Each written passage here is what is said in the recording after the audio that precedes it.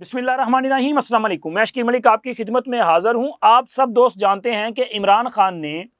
अपने अरकान असम्बली पर पाबंदी आयद की थी कि वो हुकूमती अरकान असम्बली के साथ किसी किस्म की मुलाकातें नहीं करेंगे, उनके साथ जो है वो शेक हैंड भी नहीं किया जाएगा, असम्बली में हालात कशीदा रखे जाएंगे। लेकिन सुन्नी इत्तेहाद कौंसिल वालों ने इमरान खान को शटअप कॉल दी है और जो इमरान खान चाहते थे उसके बरक्स उन्होंने अमलन काम करना शुरू कर दिया है कि वो हुकूमती बेंचों के साथ बैठ गए हैं और इसके साथ साथ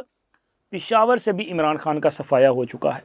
आगे चल के इन खबरों पे बात करेंगे, लेकिन उससे पहले जिक्र करेंगे कि पाकिस्तान में जो हालिया दहशत गर्दी के वाक़यात हुए हैं उसके बाद दो बड़ों ने जो फैसला किया है वो फैसला क्या है, क्योंकि अगले 24 घंटे इंतहाई अहमियत के हामिल हैं। पाकिस्तान दहशत गर्दों को भरपूर जवाब देने जा रहा है, क्योंकि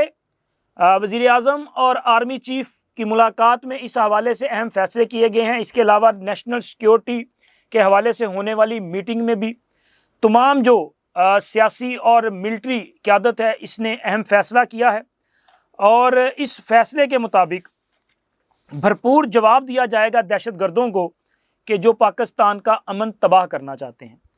एक इस हवाले से बयान जो है वो ख्वाजा आसिफ साहब ने भी जारी किया है, जिसमें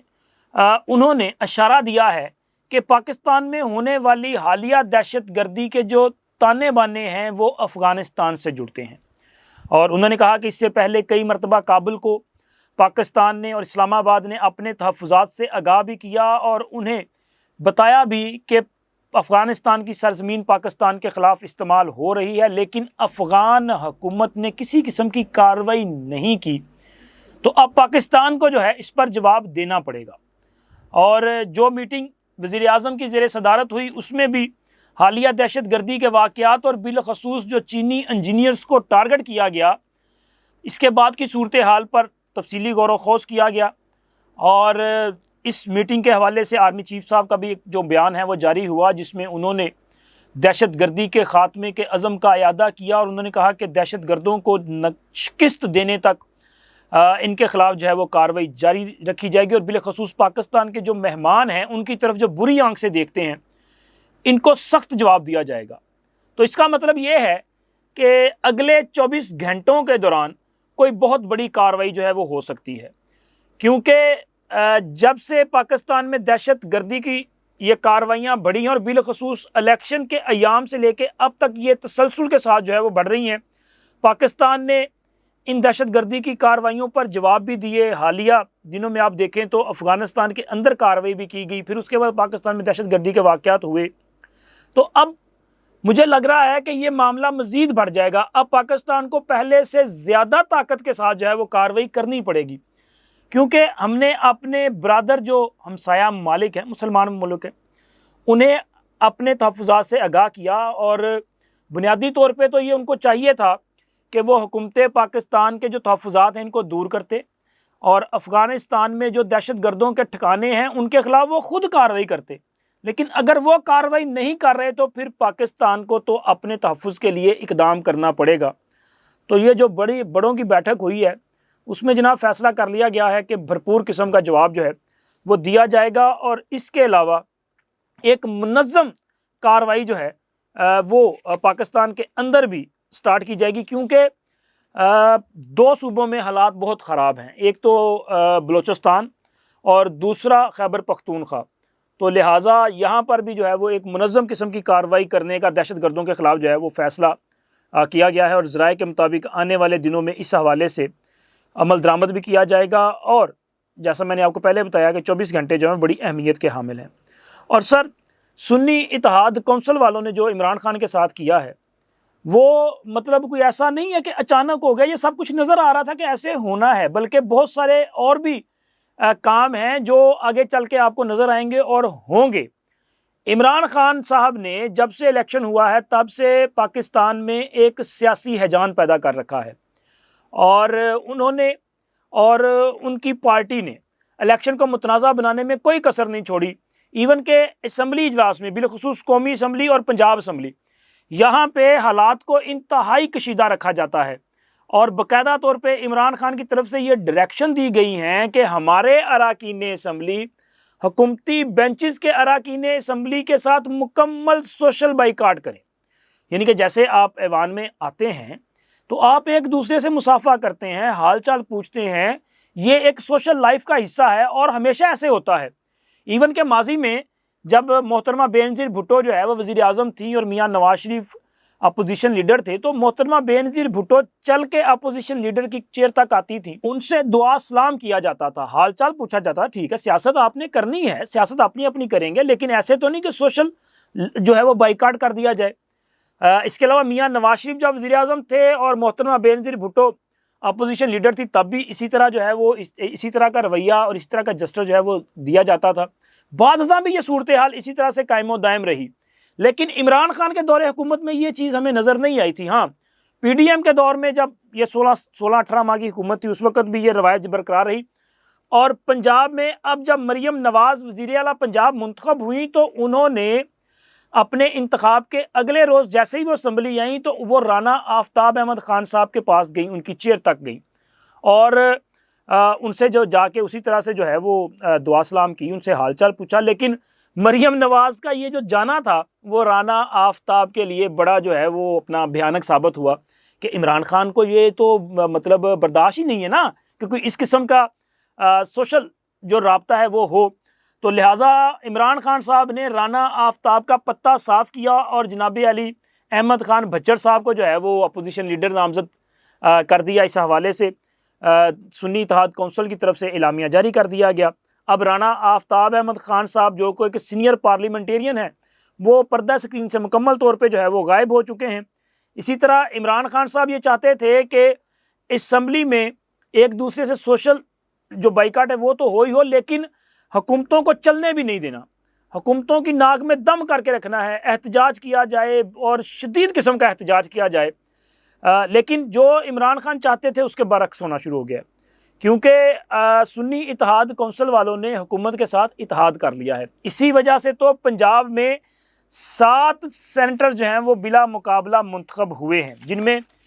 2 کا تعلق سنی اتحاد کونسل سے اور باقی جو 5 جو ہیں وہ حکومتی اتحاد یعنی کہ مسلم لیگ نون سے میجورٹی ہے. ایک آزاد ہے محسن نقوی صاحب,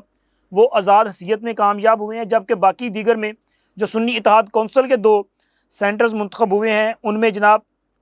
ایک تو جناب حامد خان صاحب ہیں, یہ سینئر وکیل ہیں, تحریک انصاف کے درینہ رہنما ہیں. اسی طرح دوسرے جو ہیں وہ جناب راجہ علامہ ناصر عباس صاحب منتخب ہوئے ہیں, اور مسلم لیگ نون کی طرف سے پرویز رشید صاحب, ناصر بٹ, احد چیمہ یہ جو ہیں منتخب ہوئے ہیں, اور طلال چودھری صاحب جو ہیں وہ سینٹر منتخب ہوئے ہیں. اچھا, طلال چودھری صاحب کے سینٹر کا ٹکٹ کا جو فیصلہ تھا اس کی خبر سب سے پہلے میں نے آپ کے ساتھ شیئر کی تھی. آپ کو یاد ہوگا کہ جب ٹکٹوں کا فیصلہ کیا جا رہا تھا تو طلال چودھری صاحب کو ٹکٹ دینے کی بجائے نواب شیر وسیر صاحب کو ٹکٹ دیا گیا تھا, یہ فیصلہ کیا گیا تھا. اور میں نے آپ کو بتایا تھا کہ طلال چودھری صاحب کو سینیٹر کا ٹکٹ دینے کا وعدہ کیا گیا ہے اور اس کے ساتھ ساتھ صوبائی اسمبلی کے 2 ٹکٹس ان کو دیے گئے تھے. تو جناب طلال چودھری صاحب جو ہیں وہ بھی بلا مقابلہ سینیٹر منتخب ہو چکے ہیں. اور یہ سارا فیصلہ جو ہے یہ مل ملا کے ہوا ہے, مکمکا کے ساتھ ہوا ہے, حکومت اور اپوزیشن کے مل بیٹھنے کی وجہ سے ہوا ہے. حالانکہ عمران خان تو نہیں چاہتا کہ اپوزیشن جو ہے وہ حکومت کے ساتھ بیٹھے اور جو حکومت ہے وہ آئینی اور قانونی پروسیس کو آگے بڑھائے. عمران خان تو چاہتا ہے کہ جناب معاملہ جو ہے وہ جمود کا شکار ہو جائے اور بالآخر مجبور ہو کے عمران خان کی سزائیں جو ہیں وہ معاف کرنے کا اعلان کر دیا جائے. نہ تو عمران خان صاحب آپ ملک کو جمود کا شکار کر سکتے ہیں اور نہ ہی آپ کی سزائیں جو ہیں وہ معاف ہونی, بلکہ آپ نے جو کچھ کیا ہے اس کا خمیازہ آپ کو بھگتنا پڑے گا اور یہ سزائیں جو ہیں وہ آپ کو اسی طرح سے بھگتنا پڑیں گی. ہاں, عدالتوں سے آپ کو ریلیف اگر مل سکتا ہے تو لیں, قانونی طور پہ آپ ریلیف اگر ثابت کر سکتے ہیں کہ آپ کے کیسز جو ہیں وہ غلط ہیں تو ثابت کریں اور آپ کو ریلیف مل جائے گا. سیفر کیس چل رہا ہے نا اسلام آباد ہائی کورٹ میں, اس میں بھی سماعت کل تک کے لیے ملتوی کر دی گئی ہے اور ابھی تک جو سماعت ہے اس میں تو جناب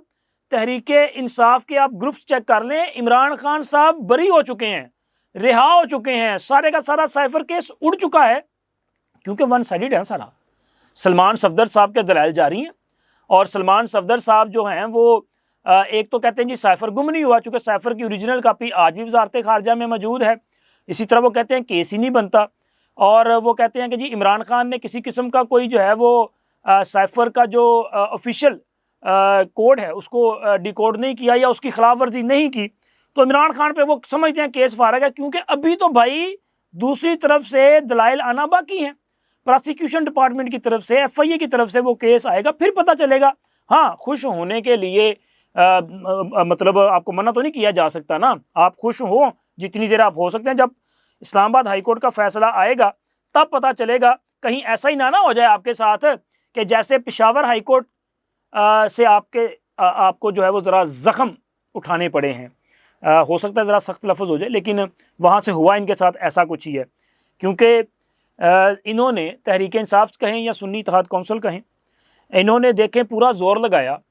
کہ وہاں پہ جو مخصوص نشستوں پہ خواتین اور اقلیتی امیدواران کی کامیابی کا نوٹیفیکیشن جاری ہوا ہے، اس پر ہم نے عمل درآمد نہیں کروانا،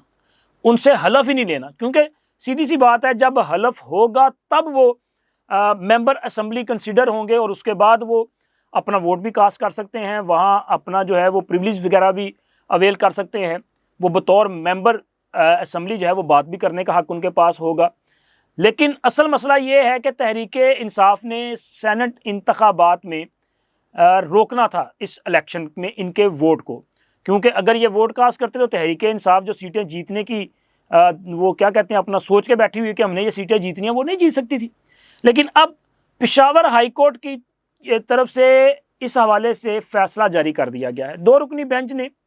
یہ حکم جاری کیا ہے اسپیکر خیبر پختونخوا اسمبلی کو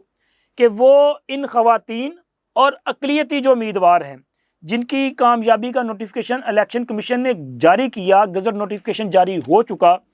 ان سے حلف لیا جائے، اور ساتھ عدالت نے یہ بھی کیٹیگوریکلی قرار دے دیا، حکم دے دیا کہ یہ اراکین اسمبلی 2 اپریل کو ہونے والے سینٹ کے انتخابات میں اپنا ووٹ بھی ڈالنے کے حقدار ہوں گے، یعنی کہ اس سے پہلے ان سے حلف لیا جائے گا۔ سنی اتحاد کونسل والوں نے یا کہ یہ آزاد مطلب یار کنفیوژن جی پیدا نہیں ہو جاتی، انہوں نے پوری کوشش کی کہ ہم نے اسمبلی کا اجلاس نہیں بلانا، گورنر خیبر پختونخوا نے اپوزیشن کی جو درخواست تھی اس پر انہوں نے اسمبلی کا اجلاس بلایا، اور عدالت نے اس پر بھی سوال اٹھایا اسپیکر کے جو وکیل تھے کہ کیا گورنر کو حق آئینی طور پہ ہے اس اجلاس بلانے کا یا نہیں، تو انہوں نے اس بات کو تسلیم کیا کہ جی بالکل گورنر جو ہے وہ اجلاس کال کر سکتے ہیں، لیکن اپوزیشن کی درخواست پہ انہوں نے جو اجلاس کال کیا اس کا مطلب یہ ہے کہ وزیر اعلیٰ کا جو ہے وہ ٹیکنیکلی آؤٹ کر دیا گیا ہے، ان کو جو ہے وہ غیر مؤثر کر دیا گیا ہے، اس لیے یہ اجلاس جو ہے وہ نہیں بلایا گیا تھا، تو اس وجہ سے حلف نہیں کروایا گیا۔ عدالت نے کہا کہ جب ایک ممبر اسمبلی کا گزٹ نوٹیفیکیشن ہو جائے تو پھر آئینی تقاضا ہے کہ انہیں فوری طور پہ حلف جو ہے ان سے لے لیا جائے تاکہ وہ اسمبلی رکن ہو۔ اب آگے کیا پوزیشن ہوگی یہ تو بعد میں دیکھا جائے گا نا، مطلب تحریک انصاف کی اب سوچ چیک کریں کہ ان کا پہلے دن سے یہ موقف ہے، جب یہ 8 فروری کے انتخابات ہوئے اس کے بعد انہوں نے باقاعدہ پلان کے مطابق ان کو متنازع بنایا، تو یہ ڈے فرسٹ سے ان کی یہ کوشش ہے کہ قومی اسمبلی کا اجلاس نہ بلایا جائے، پنجاب اسمبلی کا اجلاس نہ بلایا جائے۔ کیوں نہ بلایا جائے؟ یہ کہتے ہیں جی ہمارا مینڈیٹ چوری ہوا۔ کتنا مینڈیٹ چوری ہوا؟ کہنے کو تو یہ کہتے ہیں کہ جی ہماری 180 یا 185 سیٹیں بنتی ہیں، لیکن انہوں نے انتخابی عذرداریاں جو دائر کی ہیں وہ مجموعی طور پہ میرا 17 حلقوں کو انہوں نے جو نتائج ہیں ان کو چیلنج کیا ہے، کلیم کرتے ہیں 180 کا اور چیلنج کرتے ہیں صرف 17 سیٹوں پہ، ٹھیک ہے، اور کہتے تھے کہ یہ اسمبلی کا اجلاس اس لیے نہ بلایا جائے کہ پہلے ہمارے مطالبات یا ہمارے اعتراضات پر فیصلے ہوں، پھر اس کے بعد اسمبلی کا اجلاس بلائیں تاکہ اراکین اسمبلی اپنا حلف اٹھائیں، یعنی کہ جب تک ہمارا مدعا جو ہے وہ حل نہیں ہوتا ملک کو جو ہے وہ روک دیا جائے، ملک کو جو ہے جمود کا شکار کر دیا جائے کہ کوئی پروسیس آگے نہیں بڑھے گا۔ پھر بھی اجلاس بلائے گئے اور اجلاس ہوا۔ اب بھی ان کی یہی خواہش ہے کہ ایسا ہی ہو۔ اب چونکہ خیبر پختونخوا میں ان کی حکومت ہے، اسپیکر ان کا ہے، اسمبلی میں ان کا کنٹرول ہے، تو انہوں نے آئین کو ہی وائلیٹ کرنا شروع کر دیا کہ وہاں پہ الیکشن کمیشن کے واضح احکامات کے باوجود، ان کے گزٹ نوٹیفیکیشن کے باوجود اسمبلی کا اجلاس جو ہے وہ نہیں بلایا گیا، کیونکہ اگر اسمبلی کا اجلاس ہوگا تو جن کا نوٹیفیکیشن جاری ہو چکا وہ آ کے حلف اٹھائیں گے، لیکن انہوں نے حلف روکنا ہے، اس لیے روکنا ہے کہ یہ ووٹ کاسٹ نہ کر سکیں، سینٹ کی نشست نہ ان سے نکل جائے۔ لیکن اب جو ہونا تھا وہ تو ہو چکا، اب پشاور ہائی کورٹ کا فیصلہ آ چکا ہے،